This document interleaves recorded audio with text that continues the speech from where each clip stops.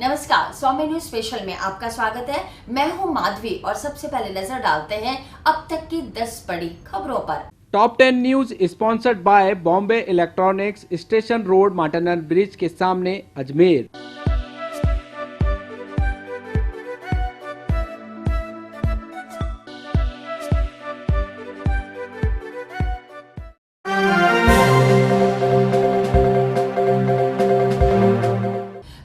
जिले भर में कोरोना का कहर लगातार बढ़ रहा है। जिले में लगातार नए मरीज आ रहे हैं, साथ ही कोरोना पॉजिटिव मरीजों की मौत का सिलसिला भी जारी है, जो चिंता का विषय है।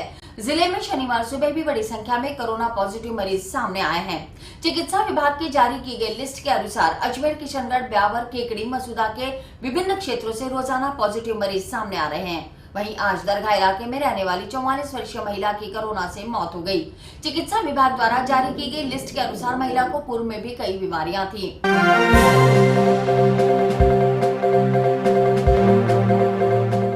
अंग्रेजों भारत छोड़ो आंदोलन की 78वीं वर्षगांठ मनाई जा रही है। आज शहर जिला कांग्रेस कमेटी द्वारा स्टेशन रोड से शहीद स्मारक पर शहीदों को श्रद्धांजलि देकर नमन किया गया। शहर जिला कांग्रेस कमेटी के अध्यक्ष विजय जैन ने बताया कि देश की स्वतंत्रता की लड़ाई में यूं तो कई आंदोलन हुए, लेकिन 9 अगस्त 1942 में भारत छोड़ो आंदोलन एक निर्णायक आंदोलन साबित हुआ। इसने स्वतंत्रता पाने की दिशा और गति दोनों को बदला है। इसे युगों तक याद किया जाएगा। इस आंदोलन की बदौलत देश अंग्रेजों की दास्तां से आजाद हुआ। 9 अगस्त 1942 में महात्मा गांधी जी द्वारा जो एक आंदोलन चलाया गया, अंग्रेज़ों भारत छोड़ो आंदोलन में जो ललक लगी, उसमें देश के हर नागरिक, चाहे वो बच्चा हो, चाहे महिला हो, चाहे बुजुर्ग हो, सबने जो है उसमें इतनी सहभागिता दी कि अंग्रेज़ों के 5 साल के अंदर उन्होंने अपने घुटने टेक दिए और अंग्रेज़ भारत को छोड़ के हमारे देश को आज़ाद कराया। जो आज हमारा देश आज़ाद हुआ है, उस दिन को हम अगर स्मरण रखें कि 9 अगस्त सन 1942 में अगर ये ललक नहीं जगती तो हमारे देश के अंदर एक क्रांति नहीं आती। जो क्रांति के रूप में जिस तरह आज हमारे देश के अंदर हमारा एक एक युवा, एक एक बच्चा और एक एक जवान, महिला, पुरुष जो भी थे, सबने लग के अंग्रेज़ों को मुंह तोड़ जवाब दिया और उसके लिए उन शहीदों को हम यहाँ नमन करते हैं। आज हमने जो है हमारे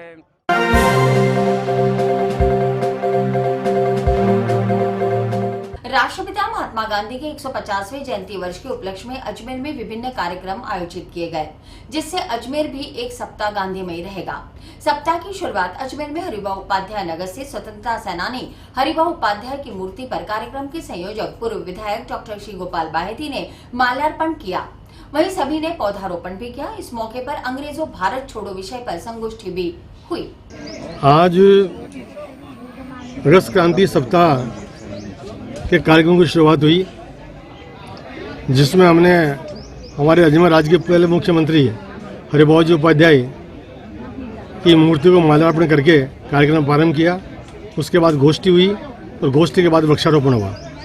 अभी इसके बाद जो महर्षि दयानंद पार्क है, वहीं वृक्षारोपण होगा और इसी प्रकार से कल परसों 15 तारीख तक कार्यक्रम चलेंगे। 15 तारीख का समापन है एक शाम शहीदों के नाम से सूचना केंद्र में। और इस अवसर पर हमारा प्रयास ये है कि ये कार्यक्रम जिला स्तर पे हो, उपखंड स्तर पे हो और आगे भी यदि बढ़ सके तो आगे भी जावे। और आज की जो रिपोर्ट हमारे पास आई है, करीब करीब सभी प्रखंडों में ये कार्यक्रम हुआ है। और मैं सभी प्रदेशवासियों से, शहरवासियों से अपील करता हूँ।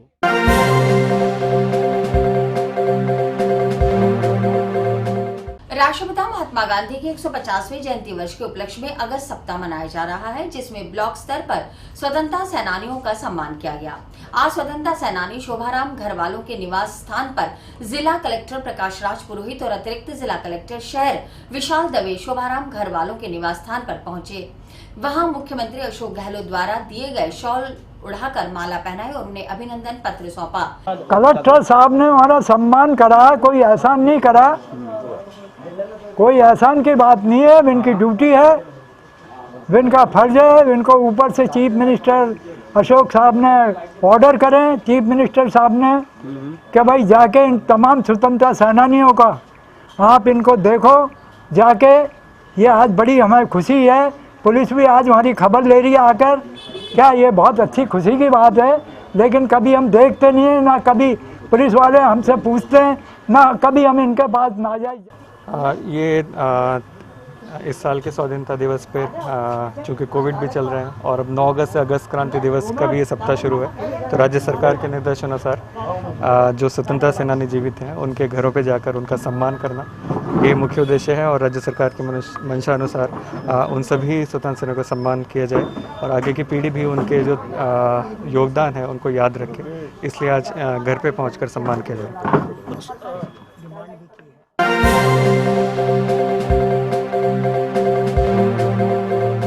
जनता द्वारा चुनी गई सरकारों को भारतीय जनता पार्टी द्वारा अलोकतांत्रिक तरीके से गिरने की प्रक्रिया पर रोक लगाकर लोकतंत्र को बचाने के लिए आज अजमेर शहर जिला कांग्रेस सेवा दल के कार्यकर्ताओं ने राष्ट्रपति के नाम जिला कलेक्टर को ज्ञापन सौंपा।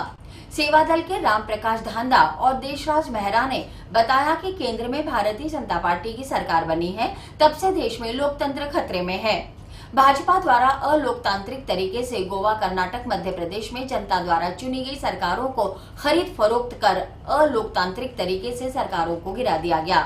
ऐसा ही चरित्र भारतीय जनता पार्टी की केंद्र सरकार राजस्थान में देखने को मिल रहा है। लोकतांत्रिक प्रणाली के अंतर्गत जनता के द्वारा जनता के लिए शासन अर्थात सियासत का जो रास्ता है वह जनता से होकर गुजरता है, जनता के मत से होकर गुजरता है। लेकिन बड़े अफसोस की बात है कि आज भारतीय जनता पार्टी के द्वारा जो तानाशाही की जा रही है, लोकतंत्र की धज्जियां उड़ाई जा रही है, इसलिए आज कांग्रेस सेवा दल पूरे प्रदेश भर में इसके खिलाफ मुहिम चला रहा है।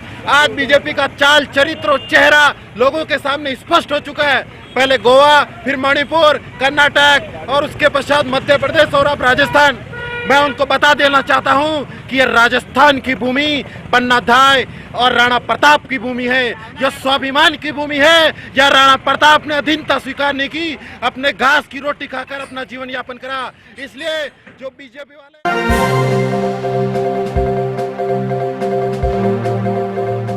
All India railway mens federation के आह्वान पर north western railway employees union के तत्वावधान में अगस्त क्रांति दिवस के उपलक्ष्य में भारतीय रेल के निजीकरण के विरोध में सरकार जिद छोड़ो आंदोलन का आगाज किया। यूनियन के मंडल अध्यक्ष मोहन चेलानी ने बताया कि प्रातःकाल में फ्रेजर रोड, राजा साइकिल स्थित 5 रेलवे कॉलोनियों के संगम स्थल पर रेलवे कर्मचारियों व उनके परिवारजनों ने रैली निकालकर सोशल डिस्टेंसिंग का ध्यान रखते हुए नुक्कड़ सभा का आयोजन किया, जिसमें बड़ी संख्या में कॉलोनी की महिलाओं ने भाग लिया। सभा को संबोधित करते हुए मोहन चेलानी ने कहा कि भारतीय रेल विश्व की एकमात्र मुनाफे में चलने वाली रेल है। आजादी के बाद भारतीय रेलों में विस्तार के साथ स्टीम से डीजल और इलेक्ट्रिक व मीटर गेज से ब्रॉडगेज जैसी अनेक नई तकनीकों को सफलतापूर्वक अपनाया है। ऐसे राष्ट्रीय उद्योग को बेचना देश के हित में नहीं है। इस देश में कोरोना की विकट स्थिति चल रही है और कोरोना संक्रमित की संख्या 21 लाख के पार पहुंचने का काम हुआ है और ऐसी विकट परिस्थिति में इस देश की वर्तमान सरकार इस कोरोना से निपटने के बजाय भारतीय रेल के निजीकरण की ओर ध्यान देने का जो काम कर रही है, जिस तरीके से भारतीय रेल की 150 यात्री गाड़ियों को इस देश के 109 मुख्य मुनाफे वाले रूट पर चलाने का जो 30,000 करोड़ का टेंडर नोटिस जारी करने का काम किया है, इन तमाम बातों को देखते हुए all India railway mens federation ने और उसके साथ में north western railway employees union ने यह निर्णय लेने का काम किया है कि जिस तरीके से 9 अगस्त 1942 में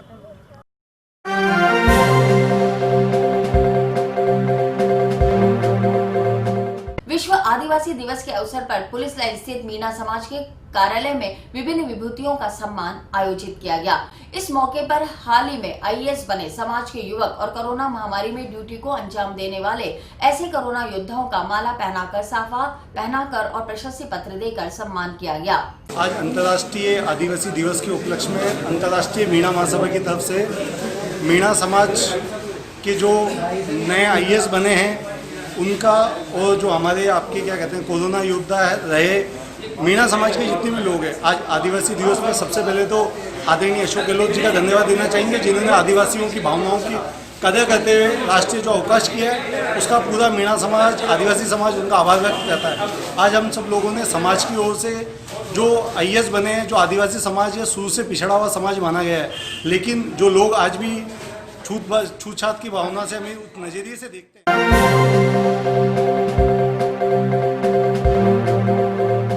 अलवरगढ़ थाना अंतर्गत नगरा इलाके में 3 अगस्त को दिन दहाड़े पुराने विवाद के चलते जॉन्सगंज निवासी गिरिराज के साथ 4 भाई बहनों ने लोहे के सरियों से मारपीट कर गिरिराज को जख्मी कर दिया था, जिस पर पुलिस ने आज कार्रवाई करते हुए चारों भाई बहनों को गिरफ्तार कर लिया। अलवरगढ़ थाने के एसआई राजेश शर्मा ने बताया कि अवधपुरी जॉन्सगंज निवासी गिरिराज के खिलाफ उन्हीं के पड़ोसी योगेंद्र उर्फ बबलू, पवन उर्फ चंदन सिंह, ब्रजलता और उषालता ने नगरा इलाके में लोहे के सरियों से मारपीट कर उसकी दोनों टांगे तोड़ दी। गिरिराज की शिकायत पर चारों को आज गिरफ्तार कर लिया गया। दिनांक 3 तारीख को करीब 12:30 बजे दिन में गिरिराज के साथ में, जो कि अवधपुरी जॉन्सगंज का रहने वाला है, उसके साथ उसी मोहल्ले के रहने वाले 4 भाई बहन, जिनके नाम है योगेश उर्फ बब्बल, पवन उर्फ चंदन सिंह और उसकी बहन ब्रजलता और उषा, चारों ने गिरिराज के हाईकोर्ट से जमानत होने के से नाराज होकर के, गिरिराज की जमानत हो गई थी इसमें हाईकोर्ट से, उस बात को नाराज होकर के इन लोगों ने इस पर 3 तारीख को जानलेवा हमला किया नगरा पे, जिस पर इसके खिलाफ मुकदमा दर्ज कर अनुसंधान किया गया और गिरफ्तारी की गई। इनसे इनके द्वारा जो प्रयुक्त साधन था पाइप लोहे के, उनको बरामद किया जाए और इन्होंने जो प्रयुक्त वाहन थे जिस पे ये बैठ के आए थे उस पर वो भी बरामद किए जाए।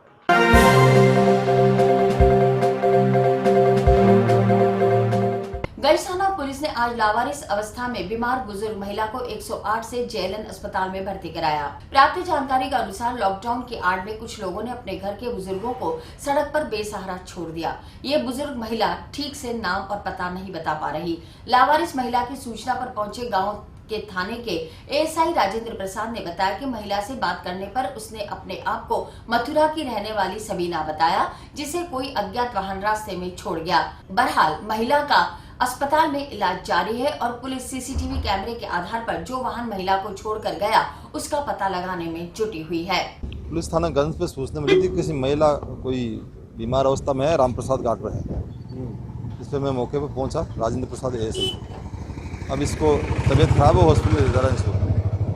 नाम केवल इतने बता रही है, सभी ने नाम बता रही है और मथुरा के रहने वाले बता रही है, इसके अलावा कोई एड्रेस वगैरह नहीं बता रही है। यहाँ पर कैसे छोड़ के गई? यहाँ कोई अज्ञात वाहन छोड़ के गया है। 108 एम्बुलेंस कॉल किया और एम्बुलेंस आई है। अब एम्बुलेंस में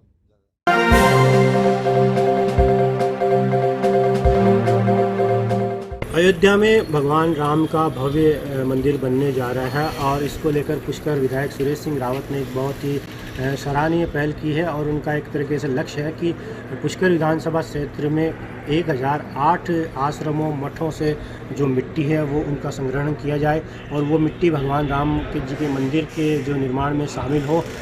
और इस तरह से ये जो करीबन 4 दिन से ये लगातार विधायक की ओर से ये अभियान चल रहा है। जगत पिता ब्रह्मा मंदिर से शुरू अभियान, कल ये बूढ़ा पुष्कर था और आज ये जो पहुंचा है पुष्कर विधानसभा क्षेत्र के हटुंडी पर ये मिट्टी संग्रहण यात्रा पहुंची है। और हटुंडी में जो एक दृश्य था वो एक बहुत ही जो हमारे देश की गंगा जमनी तहजीब है उस वहाँ देखने को मिली है। वहाँ पर हिंदू भाइयों के साथ साथ मुस्लिम भाइयों ने भी मिट्टी एक तरीके से संग्रहण करके विधायक महोदय को सुपुर्द की है, जिससे कि भगवान राम के मंदिर में सभी की ओर से, सभी धर्मों की ओर से एक तरीके से सहयोग बन सके। तो कह सकते हैं कि यह जो नज़ारा था वास्तव में हमारे देश की संस्कृति के अनुकूल था। पुष्कर से दिलीप नागरा के साथ सीताराम पारा से स्वामी न्यूज़।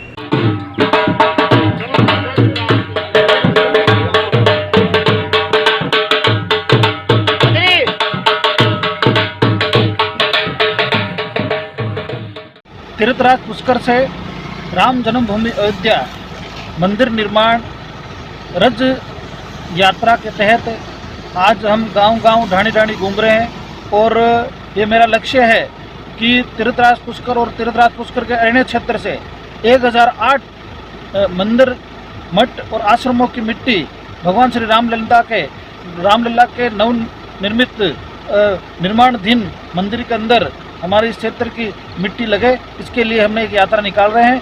आज इस यात्रा के तहत हम हटुंडी पहुँचे। हटुंडी गांव के सभी लोगों को मैं धन्यवाद देना चाहता हूं कि हिंदू और मुस्लिम भाइयों ने मिलकर हमारा स्वागत किया और मंदिर निर्माण के लिए गांव के मंदिर की पवित्र मिट्टी दोनों समुदाय के लोगों ने साथ में मिलकर कलश को अर्पण की। इसके लिए मैं बहुत बहुत धन्यवाद और मैं साधुवाद देता हूँ। जन्माष्टमी स्वतंत्रता दिवस के उपलक्ष्य में बॉम्बे इलेक्ट्रॉनिक्स लेकर आया है mega trade discount, cashback offer, exchange gift offer, kitchen home appliances, mixer grinder, chimney, gas stove, आटा चक्की खरीदने पर दिया जा रहा डिस्काउंट। साथ ही AC, refrigerator, washing machine, LED TV, mobile, home theatre, deep fridge, cooler, juicer, mixer grinder, hand blender, dryer, iron, fan, kettle, gas stove पर दिया जा रहा भारी डिस्काउंट।